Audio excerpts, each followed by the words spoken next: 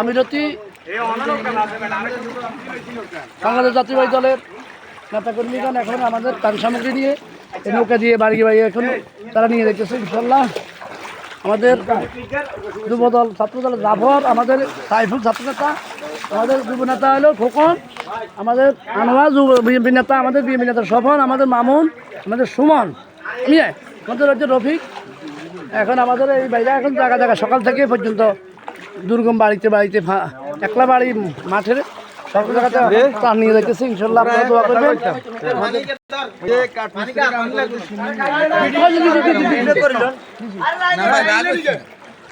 আমাদের ইসুফ ভাই আমাদের এখানে মোড়াল, উনি হলো সকল দুই গ্রামের সেতু বন্ধনের একমাত্র কারিগর আমার ভাই, আমার এই ভাই।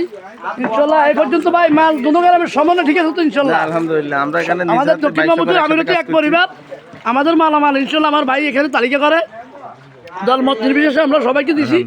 কোনো এখানে বাছাবাছি না ইনশাল্লাহ। আমাদের এখানে কোনো পলিটিক্স হয় না, কোনো একটা লেনদেনে কোনো ঝামেলা হয় না, আমরা সবগুলো ফেয়ার করার চেষ্টা করছি আলহামদুলিল্লাহ। এবং আমাদের সেক্টর সম্মত কর্মীরা দেবো আজকে বাড়ি নৌকা দিয়ে সবাই পরিশ্রমী আল্লাহ বিনা কামে তারা বিনা টাকায় প্রত্যেকটা ছেলে মেয়ে আমাদের সাথে সহযোগিতা করছে আলহামদুলিল্লাহ।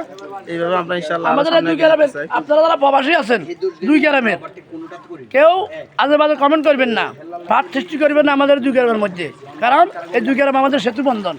তুমি বলো এটা জি, আমাদের এই এলাকা আমিরতি এবং দক্ষিণ মাহমুদপুরের কোনো ডিভাইড নাই। আমরা সবগুলো আমাদের যদি সাইড আসে আমরা 30-এ দিক করি 30-এ দিক করি।